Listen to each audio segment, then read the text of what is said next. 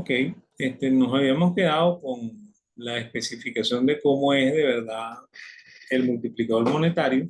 ¿Ok? Y bueno, y estábamos diciendo que en Venezuela nunca hubo mucho crédito, ¿ok? Debido a que el coeficiente de reservas era muy alto, porque los banqueros mantenían mucho dinero en sus cuentas en el Banco Central. ¿Ok? Y bueno, y también porque el público, ¿ok? Prefería tener dinero en efectivo que dinero bancario. Entonces eso causaba que el, ¿cómo se llama? Eh, eso, eso causaba que el crédito fuera muy bajo en Venezuela. ¿Ok? Caso contrario, en países desarrollados el crédito es mucho más alto. O sea, en Estados Unidos es entre 5 y 6 veces la base. ¿Ok? En Europa es entre 4 y 5 veces la base, nosotros nunca pasamos de una vez la base. ¿Ok? Entonces, ahí también tienen un poco la explicación de que manipulando el encaje, lo único que tú haces es recortar el crédito, pero no acabas con la inflación, que es el error que tiene la política monetaria que aplica el gobierno. ¿Sí? Entonces, bueno, un poco para explicar cómo funciona de verdad el central, fíjense, cuando el Banco Central actúa como si fuera una caja de conversión, ¿ok? Y solamente hace política por la compra de reservas y la venta de reservas. ¿Ok? Entonces, si el Banco Central compra reservas, y eso es lo que ocurría cuando el Banco Central le compraba los dólares de la exportación petrolera a las transnacionales, entonces él incrementa las reservas internacionales y emite dinero base, ¿ok? Que se transfería a los bancos en los cuales las transnacionales tenían sus cuentas. Esto es expansivo del balance, o sea, crece el activo y crece el pasivo. ¿Ok? Y por supuesto es expansivo de la base. ¿Ok? Y bueno, y es política monetaria expansiva. ¿Ok? Y bueno, y debería ser inflacionario. ¿Ok? Por el contrario, cuando el Banco Central vendía reservas, y ese es el caso de los importadores que le compraban dólares a la banca, que eran provistos por el Banco Central, entonces eso disminuye las reservas internacionales y disminuye el dinero base. ¿No? Entonces aquí tienen la explicación de que en un sistema libre de cambios, ¿okay? Hay siempre menos inflación que en un sistema de control de cambios. ¿Okay? Entonces, nosotros teníamos una olla de presión puesta, o sea, control de cambio y Banco Central emitiendo dinero para financiar el déficit, obviamente que es el caldo de cultivo excelente para una hiperinflación. ¿No? Y eso es lo que nos estaba pasando. Entonces, bueno, eso también les dice que cuando el Banco Central permite que las reservas salgan, eso impacta este, positivamente en la reducción de los precios. ¿No? ¿Okay? Aunque a la gente le parezca extraño, pero así es como funciona. Ahora, eso es cuando el Banco Central actúa como una caja de conversión, ¿no? Que es el caso de Venezuela también, entre 1940 y 1973. ¿No? Venezuela tuvo una caja de conversión no declarada, ¿sí? A varios tipos de cambio, pero fue una caja de conversión. ¿Sí? Y bueno, cuando el Banco Central empieza a aplicar política monetaria, el primer instrumento de política monetaria se podría llamar asistencia financiera, ¿ok? Donde el banco actúa como prestamista de última instancia. ¿Ok? Entonces, en Estados Unidos se realiza hoy por lo que se llama Fed Funds, que fue lo que hablamos nosotros cuando nombramos a Bernanke. ¿Ok? Y sin embargo, antes hacían unas operaciones que ellos la llamaban operaciones de taquilla o window operation en inglés, ¿ok? Que son las mismas que se hacen en Venezuela. ¿No? O sea, en Venezuela la política de asistencia financiera se hacía por operaciones de crédito con garantía en instrumentos financieros. Y bueno, la primera es el descuento, que es el descuento de giros. ¿Ok? Sin embargo, como ya los bancos no hacen el instrumento de crédito, se llama crédito en cuenta giro, ya eso no lo hacen. Entonces, no hay descuento de giro central. ¿Ok? El redescuento es parecido al Fed Fund. ¿Ok? Es un préstamo directo sin garantía a la banca. ¿Ok? El anticipo es un préstamo con garantía en títulos valores, ¿no? De largo plazo. Pueden ser bonos, acciones. ¿Ok? Eso es un anticipo. ¿Ok? Y el reporto es muy parecido al anticipo. Es un anticipo con garantía de repago. ¿Ok? O mejor dicho, con garantía, garantía de recompra. Y por eso que eso se llama en inglés repurchasing agreement. ¿Ok? Y en castellano se ha castellanizado diciendo reporte. ¿Ok? Entonces, esos son los cuatro instrumentos de política monetaria en Venezuela, mejor dicho, las cuatro operaciones de este primer instrumento, ¿no? Ahora, ¿cómo ocurre esa política, no? Normalmente, comentamos que el Banco Central normalmente hace variaciones en la tasa de interés. Entonces, aquí el Banco Central, cuando lo quiere hacer expansivo, reduce la tasa que le aplica por las operaciones de descuento, redescuento, anticipo y reporte. Entonces, si él reduce esa tasa, entonces eso debería impactar a las tasas del sistema financiero a la baja, ¿no? Es decir, el Banco Central baja su tasa, lo que debería ocurrir por consecuencia es que el sistema financiero también baja su tasa, ¿no? Si eso ocurre, entonces debería ocurrir que la demanda de crédito se eleva, y si la demanda de crédito de verdad se eleva y se eleva el crédito, entonces va a haber un incremento de liquidez. ¿Ok? Si la política monetaria es contractiva, entonces el central procedería a elevar la tasa que le aplica por las operaciones de descuento, anticipo y reporte. ¿Ok? Y bueno, en ese caso, ¿ok? Ya vamos un momentico para ver. Si yo estoy grabando esto. Este, el, eh, si el Banco Central quiere hacer política monetaria contractiva, entonces él sube la tasa de las operaciones de descuento, redescuento, anticipo y reporte. ¿Ok? Y bueno, la consecuencia debería ser que los bancos también eleven sus tasas de interés. ¿Ok? Si eso pasa, entonces debería ocurrir que la demanda de crédito se cae. ¿Ok? Si eso ocurre, debería ocurrir que el crédito se cae. ¿Ok? Y si el crédito se cae, debería caerse la liquidez por el lado del crédito. Acuérdense que la liquidez era base más crédito. ¿Ok? Entonces, bueno, eso es lo que ocurre cuando ocurre una política de asistencia financiera. Ahora, fíjense que yo estoy diciendo mucho debería, ¿no? Yo no estoy diciendo que cuando el central baja la tasa, los bancos la van a bajar, eso va a aumentar la demanda de crédito, inmediatamente se van a dar nuevos créditos e inmediatamente va a subir la liquidez. No, eso no es así. ¿Ok? Por eso que yo digo debería, ¿ok? Porque puede ser que pase y puede ser que no. Y esa es la razón por la cual el Fondo Monetario no cree que este instrumento de política sea de verdad política monetaria. ¿Ok? Porque está muy supeditado a que las personas actúen en consecuencia. ¿Ok? Entonces, bueno, así es como lo ve el Fondo Monetario, ¿no? Pero, de hecho, cuando la política monetaria es expansiva, lo que ocurre es una emisión de dinero base, ¿ok? Respaldada en un activo financiero que no es reserva internacional.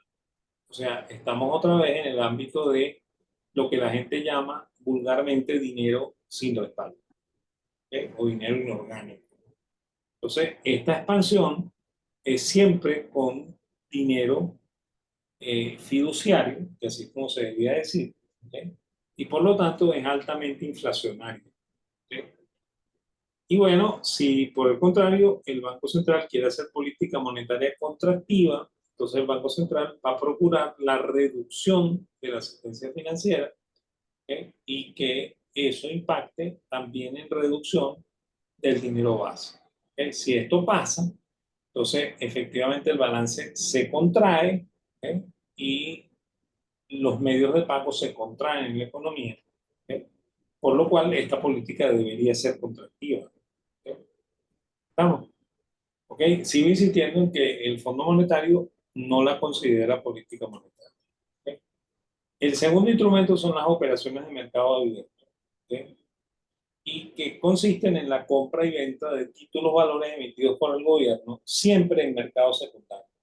O sea, el central no le compraría los bonos al gobierno, ¿eh? Sino que compraría bonos en el mercado, ¿eh? A personas que lo posean, ¿eh? O vendería bonos al mercado, ¿eh? Dirigidos a personas que los quieran comprar. Entonces, la política monetaria expansiva se haría comprando títulos emitidos por el gobierno en mercado secundario, ¿okay? Y eso inmediatamente hace crecer la base, ¿okay? O sea, la contrapartida de eso es un incremento de base inmediato, ¿okay? Por lo cual, la, el, la, el dinero crece, ¿okay? Primero por el lado de la base, ¿okay? Y luego una segunda vía, ¿okay? Que es la vía del crédito, donde para que el Banco Central compre estos títulos, él debe este, ofrecerle al mercado un precio más alto por esos títulos, ¿no? Entonces, si él sube los precios, ¿okay? Como hay una relación inversa entre precio y rendimiento, entonces mayores precios de los títulos valores emitidos por el gobierno llevaría a un menor rendimiento de esos títulos en el mercado. Y como eso es una tasa marcadora, eso debería impactar al resto de las tasas del sistema financiero a la baja, ¿okay? Si eso pasa, eso debería incrementar la demanda de crédito. Y si eso pasa, eso debería aumentar el crédito. Y bueno, aquí crecería la liquidez por dos vías, ¿no? Por la base y por el crédito, ¿okay? Pero fíjense, este camino es un camino de deberías, ¿okay? Este es un camino cierto, ¿okay? Sin embargo, esto hace crecer la liquidez porque crece la base, ¿okay? Por lo cual el Banco Central considera esto más una política monetaria que la asistencia financiera, ¿okay? Si por el contrario yo lo que quiero es recortar liquidez, o sea, hacer política monetaria contractiva, entonces yo vendo títulos valores emitidos por el gobierno que están en mi cartera, yo Banco Central, ¿okay?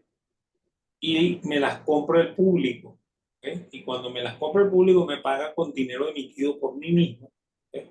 Por lo cual ese dinero lo estoy retirando de la circulación, ¿okay? Entonces eso hace impactar inmediatamente la liquidez hacia la baja, ¿okay? Sin embargo tiene una segunda vía, ¿no? Que también es la vía del crédito, ¿okay? Entonces, para que el Banco Central pueda vender los títulos, pues normalmente el Banco Central baja los precios, ¿okay? Con la finalidad de que a la gente le parezca más atractivo comprar este bono.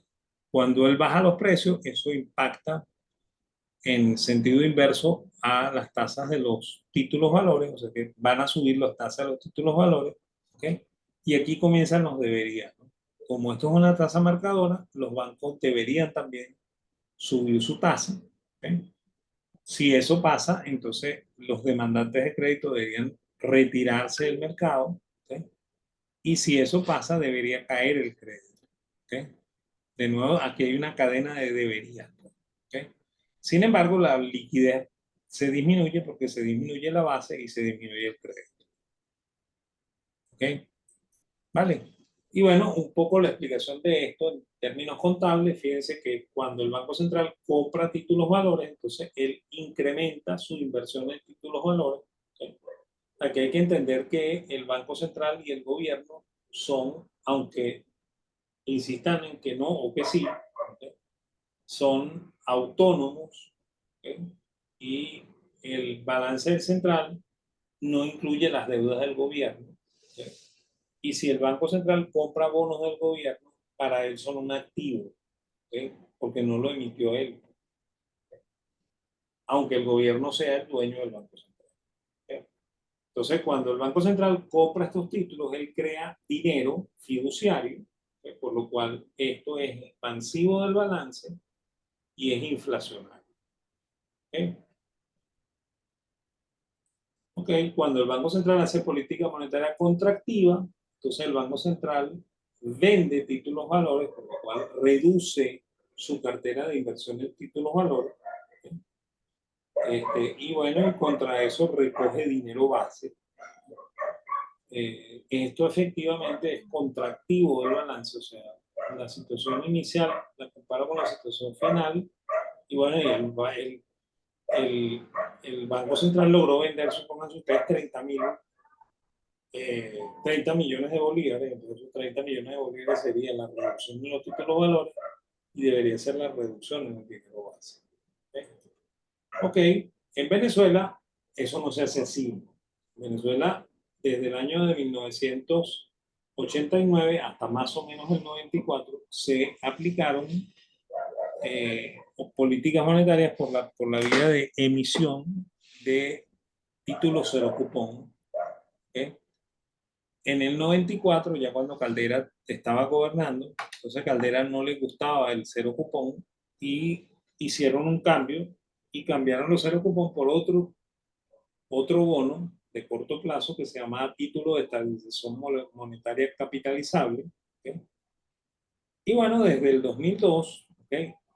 Ya mandando Chávez, el, eh, Chávez suspendió esto. ¿Okay? Y comenzó a hacer operaciones directamente por la mesa de dinero del Banco Central. ¿Okay? En los tres casos siempre hay emisión de dinero fiduciario, ¿okay? O sea que siempre hay emisión sin respaldo en divisa. ¿Okay? Y bueno, y eso es lo que en la Constitución dice que no se debe hacer. Ok, fíjense, si yo lo trato de ver contablemente, como esto se hace con pasivos propios emitidos por el Banco Central, entonces cuando yo hago una política monetaria expansiva, o sea, hago crecer la base, ¿okay? Lo hago disminuyendo los títulos emitidos en moneda nacional. ¿Okay? Sin embargo, fíjense que esto no es expansivo del balance, o sea, el balance se queda igual. ¿Okay? Y en el caso venezolano era muy grave, ¿no? Porque además el título que se emitía era un título negociable, por lo cual no era esterilización monetaria como ocurre cuando yo este, vendo reservas. ¿Okay? Entonces eso también hizo que la política fuese constantemente inflacionaria. Y bueno, si quiero hacer política monetaria contractiva, que es lo que normalmente se hace en Venezuela, entonces yo redujo el dinero base contra la emisión de títulos emitidos en moneda nacional. ¿Okay? Y de nuevo, como las dos cuentas están en el mismo lado del balance, en el pasivo, ¿okay? Las dos cuentas tienen montos idénticos, ¿okay? Pero tienen, este, tienen sentido distinto. Entonces esto se anula, ¿okay? Y el balance no crece. ¿Okay? O sea que no hay una variación del balance. ¿Okay? Por lo cual, a pesar de que estoy haciendo política monetaria contractiva, el efecto no se siente en la economía, la base queda exactamente igual. Y bueno, y esa es la razón del fracaso de la política monetaria en Venezuela. La otra política que también se empezó a aplicar en el gobierno de Caldera y que aquí llegó a ser la única política monetaria, además de la emisión de dinero para financiar el déficit, ¿okay? Fue el encaje.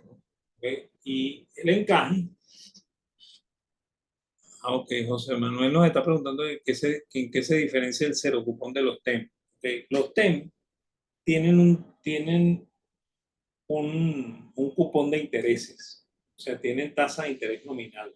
Okay. Los cero cupón no tienen tasa nominal de interés. Okay. Entonces el cero cupón se vende a descuento, okay, y el rendimiento se calcula por la variación de precios que ocurre entre el descuento y la liquidación del título. ¿Okay? Eso lo vamos a ver cuando veamos instrumentos de renta fija, que ya será en enero, ¿okay? Pero eso lo vamos a ver. ¿Okay? Esa es la diferencia fundamental. ¿Okay? Y bueno, y fue el título que prefirió Caldera. ¿Okay? Eh, yo tengo una teoría al respecto, no puedo probar que eso sea así. ¿Okay? Pero el asunto es que el cero cupón, como era un instrumento de descuento, eso no era gravable, ¿okay? Por la ley de impuestos sobre la renta.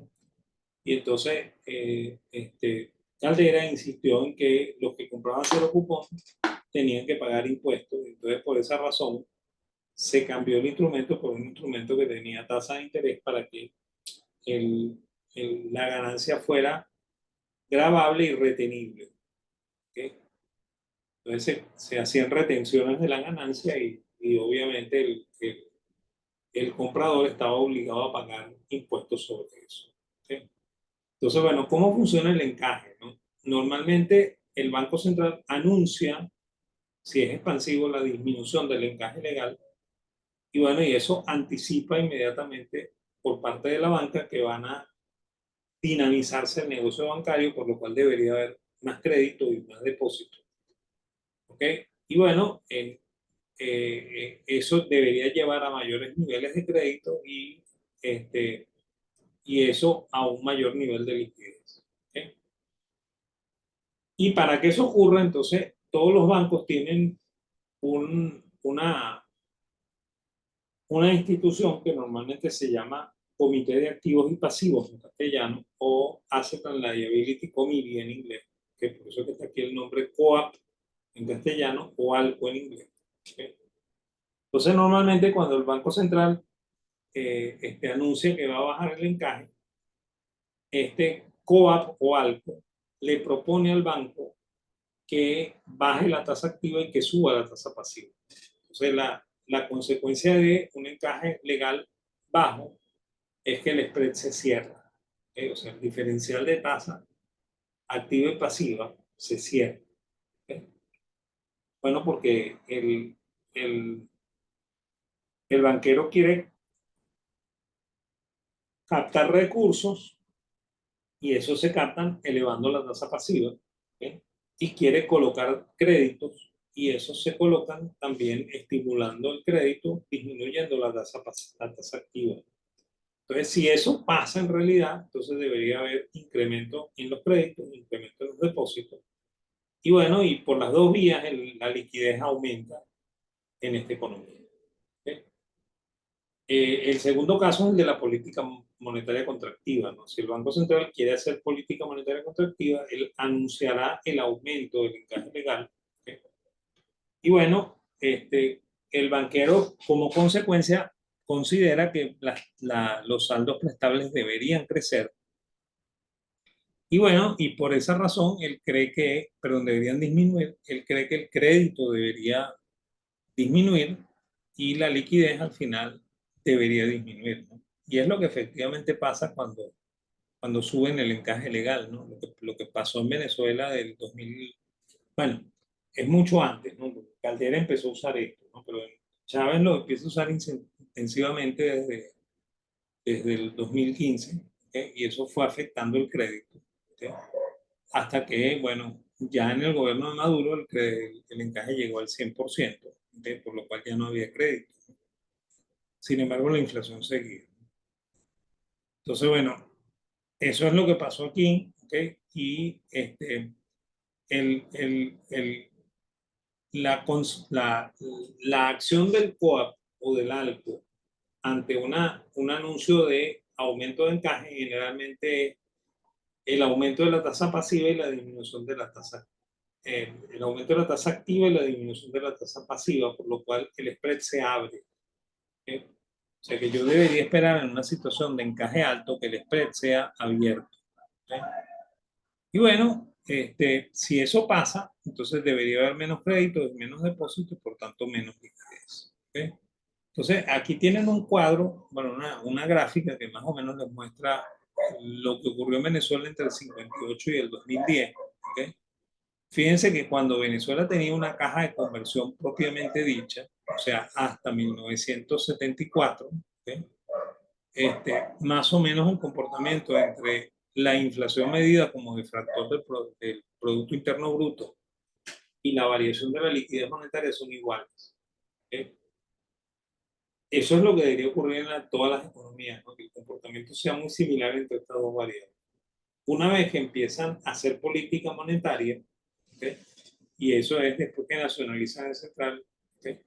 Entonces fíjense cómo el movimiento de las dos líneas comienza a ser diverso, ¿okay? Lo cual me está diciendo, ¿okay? los efectos de la política monetaria. Pues la política monetaria rompió el equilibrio que existía aquí y lo convirtió en este desastre. ¿Okay? Aquí se ve con bastante claridad lo que pasó. ¿Okay? Incluso comportamientos extraños, ¿no? Porque fíjense que aquí la liquidez se cae y los precios siguen subiendo. ¿No? O sea que son comportamientos extraños. ¿Okay? Bueno, este, hay que tener siempre presente que la tasa de interés no es el precio del dinero. ¿Okay? O sea, a pesar de lo que les digan en macro, eso no es el precio del dinero. ¿Okay? La tasa de interés en realidad es el precio del tiempo, ¿okay? Y es el canon de arrendamiento del dinero. ¿Okay? Y bueno, y en esta materia lo vamos a descubrir a través del estudio de los instrumentos, ¿no? De que efectivamente no es el precio del dinero, sino que es el precio del tiempo. Y además es el canon de arrendamiento del dinero. ¿Okay? Y todos los factores de producción se comportan así, ¿no? La tierra, el trabajo y el capital, ¿okay? Normalmente son remunerados con una tasa de alquiler, ¿okay? Con una tasa de arrendamiento, ¿no? De hecho, cuando yo soy trabajador y vendo mi fuerza de trabajo, la estoy alquilando, ¿no? Quien me la está comprando no es dueño de mi fuerza de trabajo, yo sigo siendo el dueño de mi fuerza de trabajo y la alquilo a un determinado precio. ¿Okay? De la misma manera, si yo tengo tierra, ¿okay? Y aquí hay varias connotaciones para tierra, como materia prima, como terreno, como galpón, ¿okay? Yo estoy alquilando propiamente dicho, ¿okay?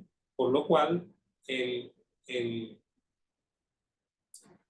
el resultado de la compra de la tierra es también un alquiler. ¿Okay? Y cuando usted pide un préstamo, ¿okay? Que es una forma de ver la consecución de capital, usted está arrendando financiamiento. ¿Okay? Igual que cuando uno alquila un local. ¿Okay? Cuando usted alquila un local, usted está obligado por el contrato a entregar el local en las mismas condiciones en las que lo recibió. ¿Okay? Y en el interín pagar el alquiler. ¿Okay? Cuando usted pide un crédito, usted está obligado jurídicamente a devolver el dinero del crédito y a pagar una tasa de interés. Por lo cual, la tasa de interés no es el precio de ese dinero, sino que es el canon de arrendamiento de ese dinero, igual que en el caso del alquiler de un local comercial, de un terreno, etcétera, etcétera. ¿Okay? Estoy diciendo ahí que las únicas excepciones es cuando uno compra materia prima, ¿okay? O cuando vende acciones visto desde la empresa. ¿Okay? Pero quien vende materia prima, quien compra la acción, siempre siente que eso es un arrendamiento. ¿Okay? ¿Estamos? Ok. ¿Cuál es el efecto de la política monetaria? Cuando es expansiva, siempre es inflacionaria. ¿Okay? Y inflacionario no significa que suban los precios, ¿no? Inflacionario significa que se infla la cantidad de dinero. Ese es el significado original de la palabra inflación. ¿Okay? Inflar la cantidad de dinero. ¿Okay? Y eso distorsiona toda la estructura de precios y provoca reacomodos en la estructura productiva. ¿Okay? Y por supuesto altera las tasas de interés monetarias y provoca malas decisiones de inversión. ¿Okay? Ahora, eso es el tema que vamos a desarrollar de seguida, que es el tema del ciclo. ¿Okay? Vamos a decir tiempo me da. ¿Okay? Entonces, vamos a buscar la presentación del ciclo y nos metemos. Miren, ya me está diciendo que hasta aquí me está llegando el video, me quedan 10 minutos. ¿Okay? Bueno, vamos a ver si lo podemos hacer en 10 minutos. ¿Okay? A ver,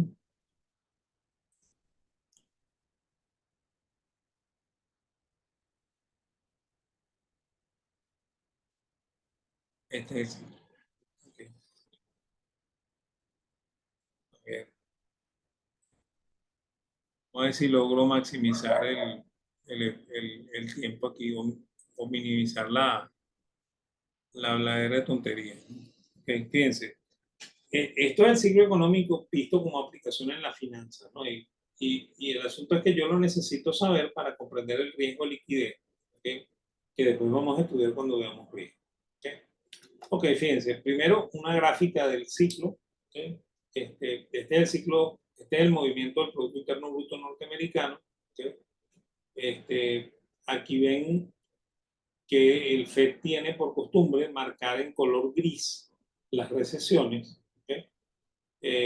Por lo cual en cada uno de estos instantes hubo recesión, ¿no? Fíjense que la recesión no es periódica, ¿okay? O sea, no es que hay 5 años buenos y 5 años malos, ¿okay? Sino que se comporta de manera muy, ¿cómo se llama? Muy dispar. Entonces, bueno, ese es el gráfico del Producto Interno Bruto norteamericano, ¿okay? Y bueno, volviendo al tema del ciclo, el ciclo normalmente tiene 4 etapas, ¿okay? Una se llama recuperación, la otra se llama auge, la otra se llama recesión y la otra se llama depresión, ¿okay? Y tiene 2 puntos álgidos que son la crisis y el fondo de la recesión, ¿okay? Si yo lo quiero ver gráficamente, el fondo de la recesión es el valle, ¿okay?, al cual se llega en la depresión, ¿okay? A partir de ahí se llama recuperación a la primera etapa. La segunda etapa se llama auge, ¿okay? Y cuando el PIB llega a su nivel máximo, ese punto se llama crisis, ¿okay? Hay gente que acostumbra a decir que crisis es todo esto, ¿no? Pero no, crisis es este punto, ¿okay? Y la teoría del ciclo nos va a ayudar a entender por qué, ¿okay? A partir de ahí ocurre la recesión, ¿okay? Y después de eso vendrá la depresión, ¿okay? Es lo que normalmente ocurre en la sucesión, ¿okay? Ok, ¿cómo se comporta el ciclo, no? Hay varias teorías, ¿no? Los primeros que estudian esto son Marx y Engels, ¿okay? Y Marx y Engels dicen que el primer ciclo ocurre en 1827, ¿okay? Ojo que el libro de Martha Harnecker dice que Marx y Engels dicen que en el 73, ¿no? Lo cual probablemente en el 1883, ¿no? Por lo cual probablemente nos dice que la señora Harnecker jamás leyó a Marx y Engels. Ellos dicen que todo comienza en 1825. Sin embargo, y en el caso de Marx es grave porque Marx sabía que antes de eso había ciclos, ¿okay? Hubo crisis en el año 305 después de Cristo, en el año 1000, en el año 1300, en el año 1639 y en el año 1720. ¿Okay? Lo que pasa es que como él insiste en que el ciclo es un fenómeno de la sociedad capitalista, entonces él borra todo esto y arranca de 1825. Bueno, después de eso hubo estudios que intentaron involucrar el tiempo, ¿okay?, que intentaron decir que esto tenía una periodicidad temporal, ¿okay? Y bueno, el primer estudio es el de Kondratiev, que se hace ya en la Rusia soviética, ¿okay?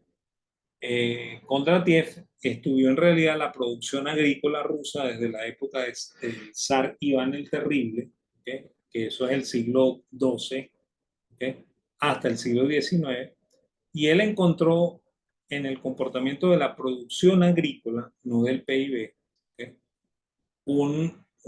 un ciclo que estaba entre 50 y 60 años. ¿Okay? Luego, bueno, no en orden seguido, ¿no? ¿Okay? En realidad el primero que hizo estudio aquí fue Kitching, ¿no? ¿Okay? Un poquito después Juglar hace un estudio, ese sí fue después de Kondratiev. ¿Okay? Eh, eh, y bueno, Juglar estudió el comportamiento de las ventas al detalle de los locales comerciales de Inglaterra y Francia, más o menos entre el periodo de la Revolución Francesa y el año de 1922, en el cual él termina el estudio. ¿Okay? Entonces él determina que había un ciclo que en promedio era de 8 años y medio, ¿okay? Y eso se llamó después ciclo de onda media, igual que el de Kondratiev se llamó ciclo de onda larga. Y bueno, el primero que hace estudio de esto es Kitching, ¿no? Y Kitching lo que hace es estudiar el volumen de operaciones bursátiles de la Bolsa de Londres, ¿okay?, entre 1780, ¿okay?, y 1880, porque el estudio es 1890. ¿Okay? Entonces, él encontró ahí un ciclo de 40 meses. Fíjense que ninguno de los tres está trabajando con Producto Interno Bruto. ¿Ok? Están trabajando sectores aislados. ¿Ok? Sin embargo, normalmente cuando se explica esto, se habla de un ciclo de onda larga, un ciclo de onda media, un ciclo de onda corta, como si los tres estuvieran relacionados al mismo fenómeno y no están relacionados al mismo fenómeno. ¿Ok?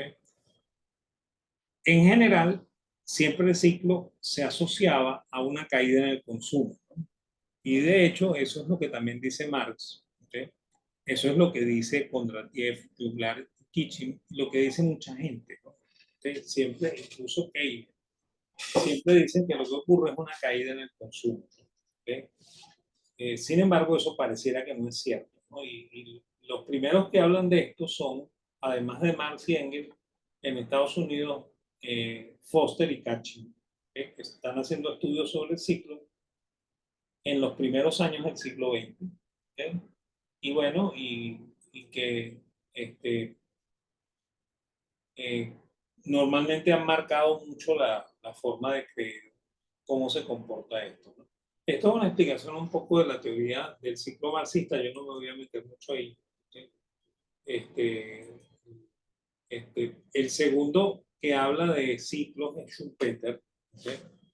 Eh, el, la primera descripción del ciclo económico de Schumpeter se hace en 1911 en el libro que se llama Teoría del Desenvolvimiento Económico en castellano. ¿Sí? Y bueno, está basado en la teoría de la destrucción creativa, que no es un invento de Schumpeter, sino que es un invento de Werner Sombart, que era un historicista alemán. ¿Sí? Y él cree que la innovación es la que crea el crecimiento y toda la etapa expansiva del ciclo. Él cree que el, el creador, o sea, el inventor de esta innovación, ¿okay? Adquiere un mercado de características monopolísticas, ¿okay? Y eso genera un rompimiento del equilibrio. ¿Okay? El tipo empieza a ganar un beneficio total muy por encima de cero, que es lo que debe ocurrir en una situación de equilibrio. ¿Okay? Y bueno, eso es lo que va a generar la etapa expansiva del ciclo. ¿Okay? Mientras la economía está creciendo, los competidores de ese empresario van a tratar de copiar la innovación. ¿Sí? Y en la medida en la que ellos alcancen a masificar esta innovación, entonces el equilibrio retorna. ¿Sí? Volvemos a tener beneficio total igual a cero y comienza la recesión. ¿Sí? Hasta que ocurra una nueva innovación. ¿Okay? Esa es la teoría que tiene Schumpeter. ¿Okay? Eh, bueno, es bastante lógica, ¿no? Pero no es verdad. ¿Okay? De hecho, la innovación se puede presentar en cualquier etapa del ciclo. ¿Okay? O sea, no se presenta solamente en el fondo del ciclo. Y fíjense, él también confunde los trabajos de Kondratiev, Juglar y Kitchen, porque en el libro La teoría del desenvolvimiento económico, él dice que entre, entre una innovación y otra innovación pueden ocurrir varios ciclos de Kondratiev. ¿Okay? Muchísimos más ciclos de Juglar y muchísimos más ciclos de Kitchen. ¿Okay? O sea, él confunde esos ciclos con ciclos económicos. ¿Okay? Ok,